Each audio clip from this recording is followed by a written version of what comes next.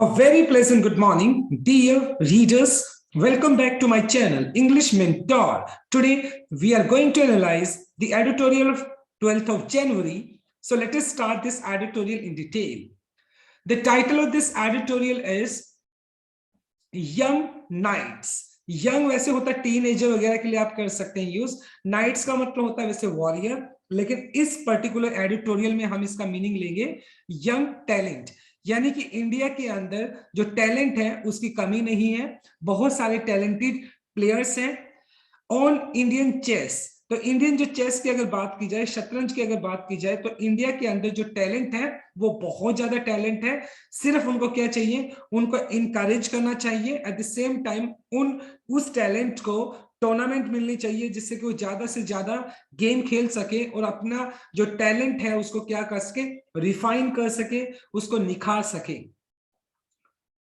Indian chest leads यानी जो भारतीय चेस की अगर बात की जाए, शतरंज की बात की जाए, नीस टूर्नामेंट्स, यानी इंडिया के अंदर टैलेंट की कोई कमी नहीं है, लेकिन इंडियन जो चेस है, जो भारतीय शतरंज है, उसको क्या चाहिए, टूर्नामेंट्स चाहिए। यानी कि भारतीय जो खिलाड़ी हैं, ये यंग टैलेंट जो है इंडिया के अंदर चेस को लेकर बहुत अच्छा टैलेंट है, लेकिन उनको कहीं ना कहीं टूर्नामेंट्स नहीं मिलती है। तो उनको टूर्नामेंट्स मिलनी चाहिए, कंपटीशन मिलने चाहिए। दैट पिट, पिट का मतलब हो गया सेट इनटू अपोजिशन, यानी जिससे क्या होगा, अगर उन बच्चों को कंपटीशन मिलेगा, यंग टैलेंट को कंपटीशन मिलेगा, तो डेफिनेटली सी बात है the countries best against the world strongest. और इन बच्चों को जो यंग टैलेंट है चेस के, अगर इनको सपोर्ट किया जाता है तो ये क्या करेंगे आगे जाकर, जो पूरी दुनिया के सबसे स्ट्रॉन्गेस्ट खिलाड़ी हैं चेस के, उनके अगेंस्ट जाकर वो क्या करेंगे, कंपीट करेंगे, उनको जाकर अपोज करेंगे, एक तरीके से उनके साथ कंपीट करेंगे, टाइटल के लिए फाइट करेंगे। तो इससे क्या होगा, इंडियन जो चेस है उसको भी एक अच्छा मुकाम इस पूरी दुनिया के अंदर मिलेगा। तो फिलहाल देखा जाए तो इंडिया के अंदर टैलेंट की कोई कमी नहीं है, लेकिन सिर्फ उस टैलेंट को रिफाइन करना है। एट द सेम टाइम उनको टूर्नामेंट्स देनी है जिससे कि वो बच्चे दुनिया के सबसे स्ट्रॉन्ग जो खिलाड़ी हैं चेस के, उनके अगेंस्ट कंपीट कर सके, प्रतिस्पर्धा कर सके। A few days after he expectedly won his fifth World Chess Championship in a row, Magnus Carlsen suggested he might abdicate his crown unless Alireza Firouzja qualifies as his challengers for the next world title. देखिए फिलहाल देखा जाए, Magnus Carlsen जो कि एक Norwegian है, यानी Norway से वो बिलोंग करते हैं, 31 ईयर्स ओल्ड एक चेस प्लेयर है, जो कि फिलहाल उन्होंने अपना फिफ्थ वर्ल्ड टाइटल क्या किया, उन्होंने क्लेम किया है, जीता है। हालांकि ये चीज ऑलरेडी मतलब एक्सपेक्टेड थी कि वो फिलहाल देखा जाए तो दुनिया के सबसे बेहतरीन खिलाड़ी में से एक है।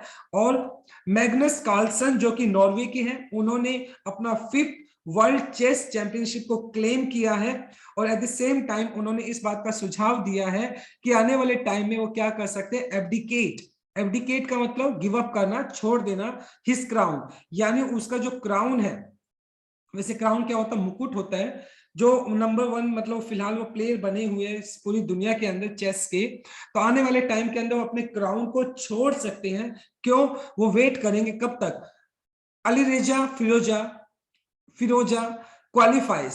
ये अलीरेजा फिरोजा कौन है, देखिए ये एक फिलहाल देखा जाए तो एक ईरान में इनका जन्म हुआ था, वैसे एक फ्रेंच खिलाड़ी है जो कि 18 साल के हैं, बहुत ही बेहतरीन खिलाड़ी हैं। जब तक कि वो नेक्स्ट ईयर अगर जो होने वाले हैं, जो नेक्स्ट ईयर जो टूर्नामेंट होने वाली है, तो उसके अंदर जो अलीरेजा फिरोजा है वो चैलेंजर बनने वाले हैं मैग्नस कार्लसन के। और उन्होंने कहा है, वो मैग्नस कार्लसन ने बोला है कि तब तक वो अपना जो क्राउन है उसको एब्डिकेट कर सकते हैं। यानी कि कहीं ना कहीं उन्होंने कहा है कि जो अलीरेजा फिरोजा है वो एक बहुत ही बेहतरीन खिलाड़ी है। द नॉर्वेजियन किसके लिए यूज किया गया है, मैग्नस कार्लसन के लिए। Genius spoke of how the recent performances of 18 years old Iran born French player motivated him, कि किस तरीके से 18 साल का जो एक यंग टैलेंट जो है, 18 साल का जो एक यंग प्लेयर है चेस का, उसने किस तरीके से उसको मोटिवेट किया है। तो ये जो प्लेयर 18 साल का है, ये अल रेजा फिरोजा है, जो कि ईरान में पैदा हुआ था, फ्रेंच में वो ब्रॉटअप हुआ, यानी उसका परवरिश कहां पर हुआ, फ्रेंच के अंदर हुआ है, और फ्रेंच की तरफ से वो खेलते हैं। The teenager is now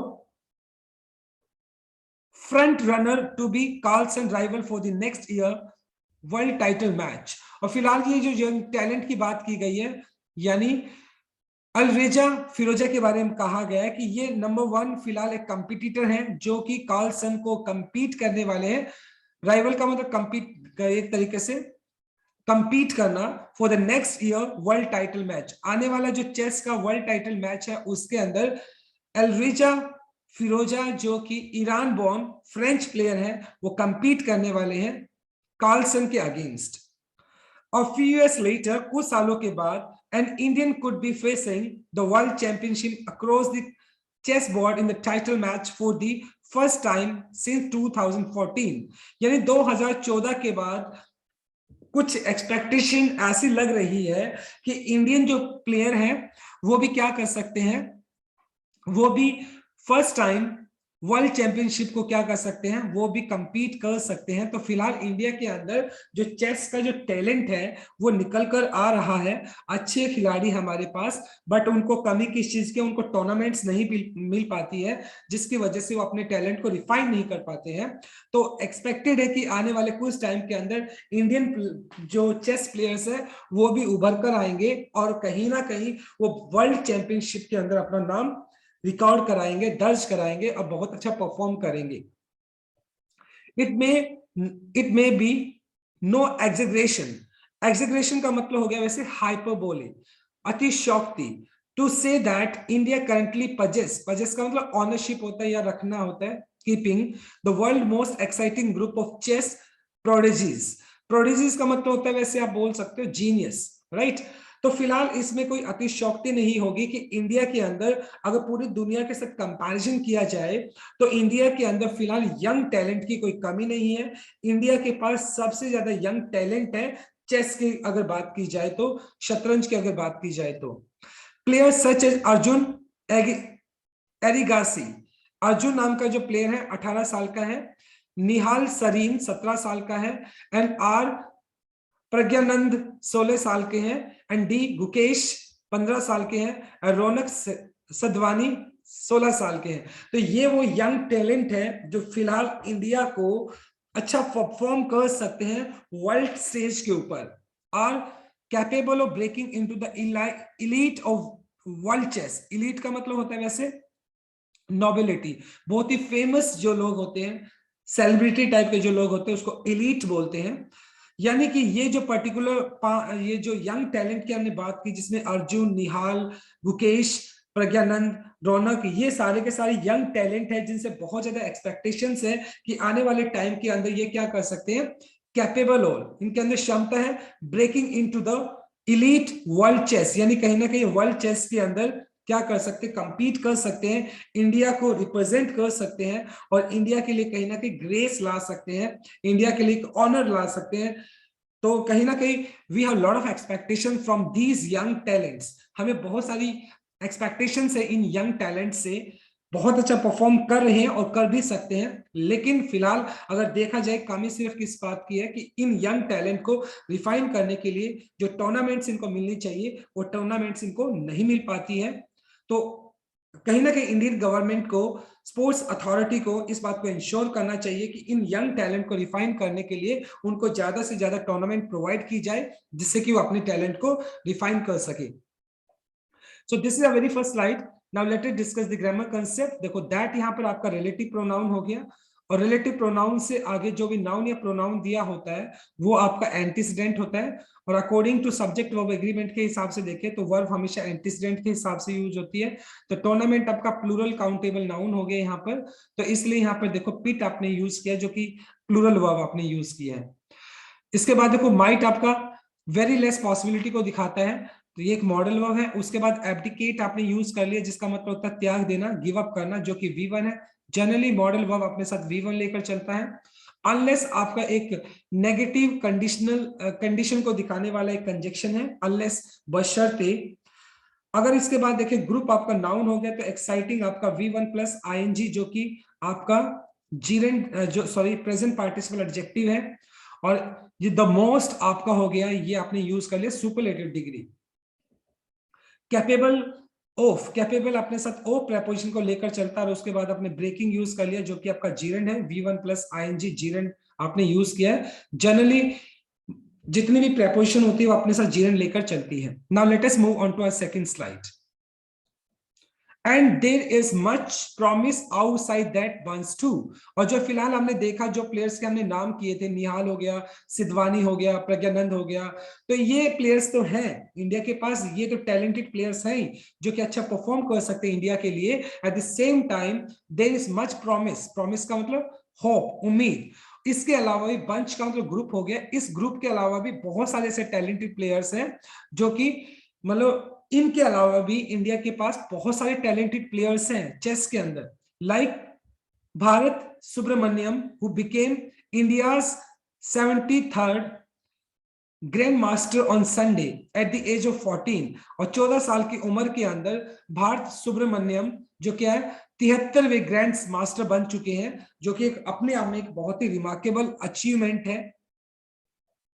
the list of world top juniors, और पूरी लिस्ट की अगर बात की जाए जिसमें जूनियर्स को, टॉप जूनियर्स की अगर बात की जाए, is a reasonable indicator, logical, reasonable logical indicator सूचक है और द फ्यूचर स्टार्स। और ये सारे के सारे अगर देखा जाए, जो एक रेटिंग की अगर बात की जाए, जो लिस्ट की बात की जाए, तो ये लिस्ट दिखाता है कि किस तरीके से इंडिया के अंदर टैलेंट की कमी नहीं है, और जो इंडिया का जो फ्यूचर स्टार्स है, जो कि टैलेंटेड जो चेस प्लेयर्स हैं, वो इस बात का सूचक है कि इंडिया का जो फ्यूचर कहीं ना कहीं बहुत अच्छा होने वाला है चेस के अंदर। In the latest list release by FIDE, ये एक पर्टिकुलर ऑर्गेनाइजेशन हो गया जो मतलब कि फेडरेशन इंटरनेशनल, जो चेस से रिलेटेड जो एक फेडरेशन है वर्ल्ड वाइड, तो उसने अपनी एक लिस्ट रिलीज की, 5 of the top 13 are Indians. तो उसके अंदर अगर देखा जाए जूनियर स्टार्स, जूनियर्स की अगर बात की जाए, तो उसके अंदर भी देखा जाए तो बहुत अच्छा टैलेंट है। और FIDE ने अपनी एक रिलीज की है, लिस्ट रिलीज की है, उसके अंदर 13 में से, टॉप प्लेयर्स में से 13 में से 5 इंडियंस हैं, जो कि अपने आप में एक बहुत ही ऑनर की बात है इंडिया के लिए। अमंग द सीनियर्स, और जहां तक सीनियर खिलाड़ी है उनकी अगर बात की जाए, Viswanathan Anand continues to be the highest rank Indian. और फिलहाल अगर देखा जाए तो विश्वनाथन आनंद जो है वो इंडिया के अंदर सबसे हाईएस्ट रैंक के ऊपर है, क्योंकि अगर माना जाए कि जो चेस की जो शुरुआत थी, वैसे तो बहुत लंबे टाइम से है, लेकिन विश्वनाथ आनंद है जिसको क्रेडिट दिया जाता है कि उन्होंने वर्ल्ड लेवल के ऊपर इंडिया को एक ऑनर दिलाया था। किसके लिए? चेस के लिए। उन्होंने बहुत अच्छा परफॉर्म किया था, द 5 टाइम वर्ल्ड चैंपियन। और जो विश्वनाथ आनंद है वो 5 बार वर्ल्ड चैंपियन रह चुके हैं चेस के अंदर, who single handedly revolutionized chess in the country.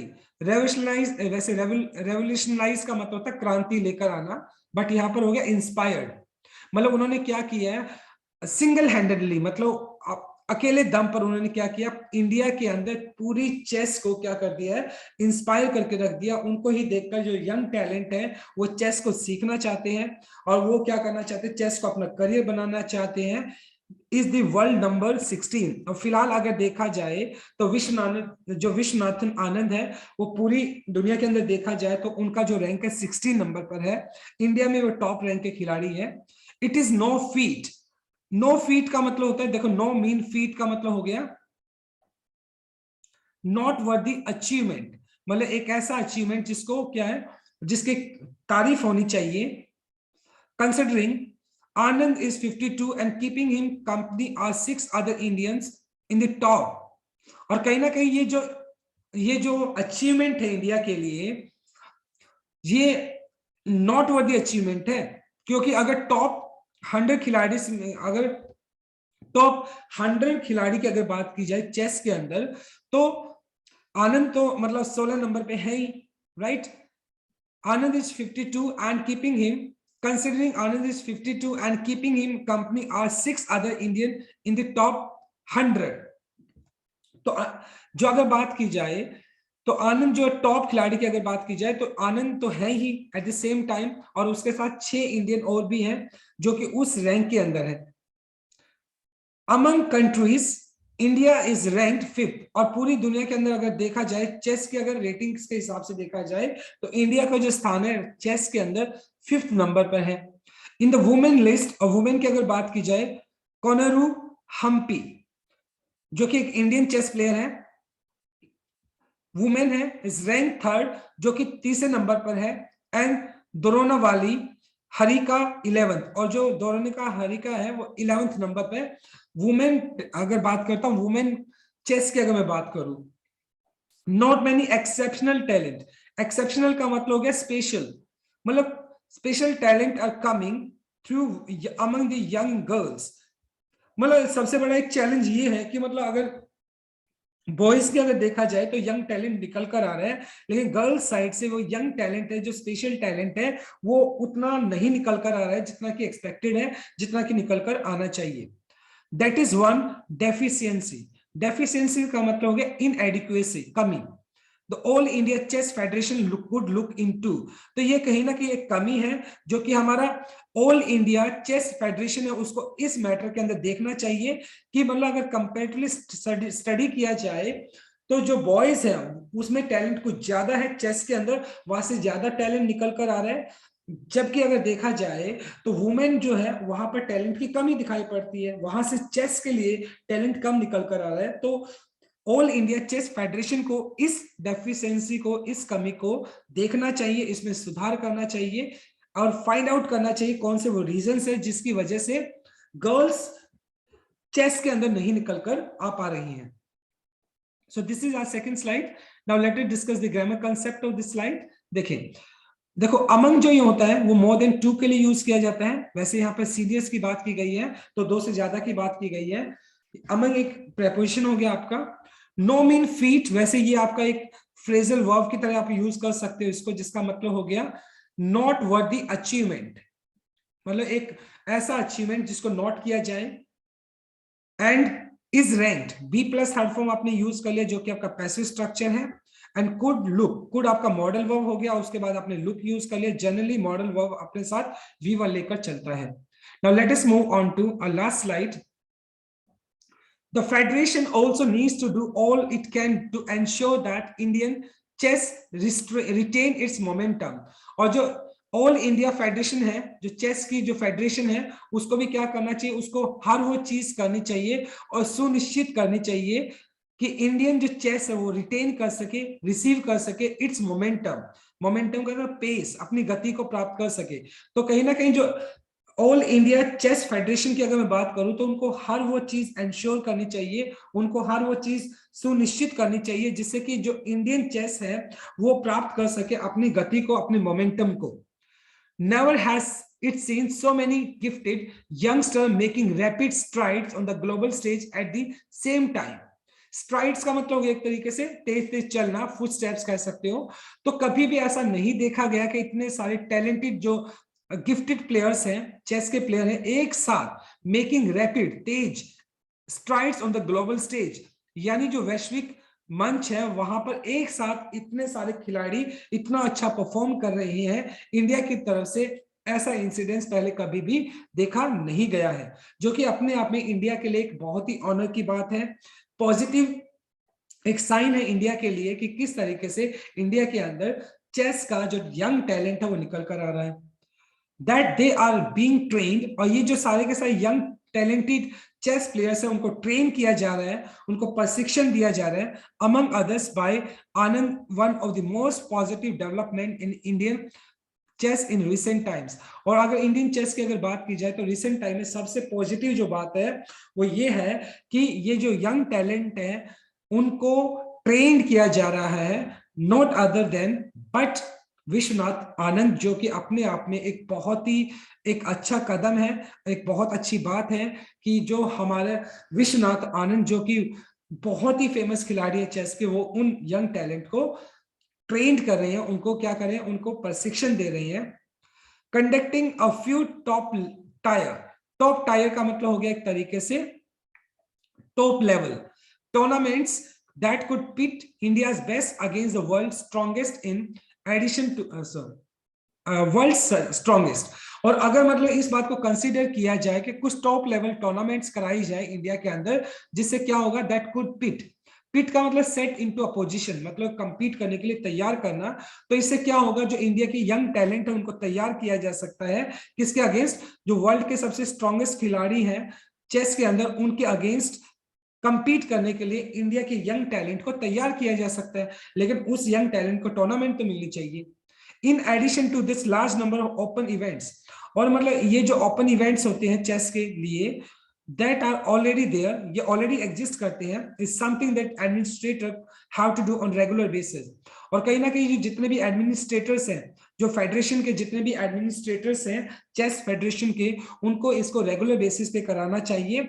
बहुत सारी बड़ी बड़ी टूर्नामेंट्स करानी चाहिए, जिससे कि इन यंग प्लेयर्स को अपॉर्चुनिटी मिले अपने टैलेंट को दिखाने का, रिफाइन करने का, जिससे कि आने वाले टाइम में वो वर्ल्ड स्टेज के ऊपर कंपीट कर सके और इंडिया को ऑनर दिला सके। तो उससे पहले जितने भी एडमिनिस्ट्रेटर्स हैं उनको इस बात का इंश्योर करना होगा कि इन यंग टैलेंट को ज्यादा से ज्यादा टूर्नामेंट्स दी जाए, अपॉर्चुनिटी दी जाए।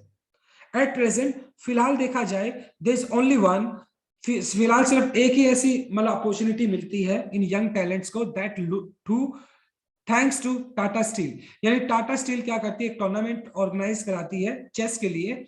सिर्फ एक ही, मतलब जिसको आप बोल सकते हो सिर्फ एक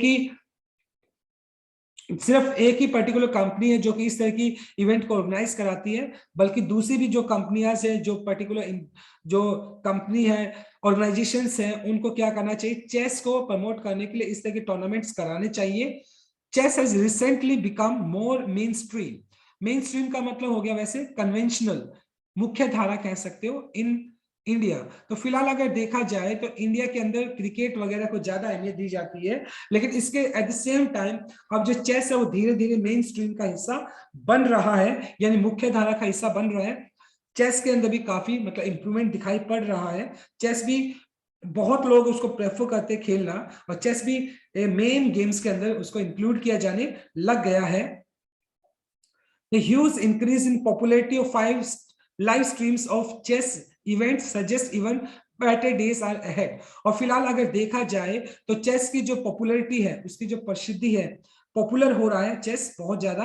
एट द सेम टाइम अब चेस के जितने भी टूर्नामेंट्स होते हैं उनका लाइव स्ट्रीम होता है। तो ये इस बात को सजेस्ट करता है, इस बात का सुझाव देता है कि जो चेस के जो आगे आने वाले दिन है वो काफी अच्छे हैं, यानी चेस की जो पॉपुलैरिटी है वो धीरे धीरे बढ़ रही है।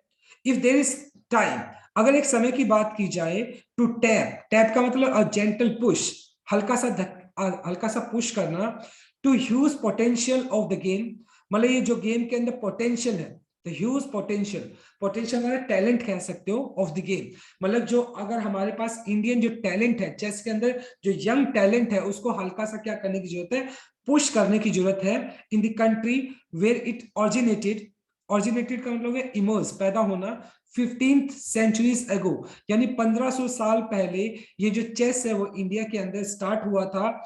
अभी फिलहाल हमारे पास बहुत यंग टैलेंट है और उस यंग टैलेंट को हल्का सा पुश करने की जरूरत है। सो डेफिनेटली ये जो यंग टैलेंट है वो वर्ल्ड स्टेज के ऊपर अच्छा परफॉर्म करेगा और इंडिया को ऑनर दिलाएगा, और इंडिया हो सकता है कि इस यंग टैलेंट के अंदर कोई वर्ल्ड चैंपियन निकल जाए। तो मतलब क्या करने की जरूरत है, एक हल्का सा पुश करने की जरूरत है, इन यंग टैलेंट को एनकरेज करने की जरूरत है। और पुश करना क्या है, इन यंग टैलेंट को अपॉर्चुनिटी दी जाए, इनको ज्यादा से ज्यादा टूर्नामेंट्स दी जाए, कंपटीशन कराई जाए, जिससे कि ये बच्चे क्या कर सके, अपने टैलेंट को रिफाइन कर सके, इनको ज्यादा से ज्यादा अपॉर्चुनिटी मिले, वो ज्यादा से ज्यादा अपने खेल को रिफाइन कर सके। तो यही वो एक तरीका है जिससे इनको क्या किया जा सकता है, एनकरेज किया जा सकता है। एंड इट इज नाउ, और वो समय अब हम उसका वेट नहीं कर सकते हैं, वो समय अभी है। यानी कि वो कहते हैं ना, never put off till tomorrow what you can do today, right now right here. भी कल का काम, आज का काम कल पे कभी नहीं छोड़ना चाहिए। जो हम कर सकते हैं अभी, तो उसको अभी कर लेना चाहिए। तो इन द सेम वे, तो हमें वेट नहीं करना चाहिए इस यंग टैलेंट को एनकरेज करने के लिए। तो वो सही समय अभी है जब हम इस यंग टैलेंट को एनकरेज कर सकते हैं। सो डेफिनेटली सी बात है, आने वाले टाइम अगर देखा जाए तो इंडियन चेस के लिए बहुत अच्छा टाइम होने वाला है, बिकॉज यहाँ पर यंग टैलेंट बहुत अच्छा है, सिर्फ इनको एनकरेज करने की जरूरत है। सो अब यहाँ पे ग्रामर कंसेप्ट की बात कर लेते हैं। टू एंश्योर आपका 2+V1 हो गया, जो कि आपका इन्फिनिटिव केस है। आर बीइंग ट्रेन्ड, और उसके बाद आपने ये आपका वैसे are being present continuous plus being trained आपने यूज कर लिया, जो कि पैसिव स्ट्रक्चर हो गया, तो प्रेजेंट कंटिन्यूअस पैसिव स्ट्रक्चर हो गया आपका। हैव टू आपका जनरली प्रेजेंट कंपल्शन को बताने के लिए किया जाता है, मजबूरी को बताने के लिए किया जाता है। ऑरिजिनेटेड, जैसे अगो जो है वो एक एडवर्ब है जो पास्ट के लिए यूज की जाती है, और अगो जनरली अपने साथ V2 यानी पास्ट इंडेफिनाइट लेकर चलता है, राइट। तो आज का आर्टिकल बहुत इंटरेस्टिंग आर्टिकल था। So my dear readers, I hope आपको बहुत अच्छे से समझ में आया होगा। So this is all about from this article. Thanks for watching this video. Please do like, share, comment, and subscribe to my channel. So tomorrow I'll continue with another article. Till then, bye bye. Take care and have a nice day.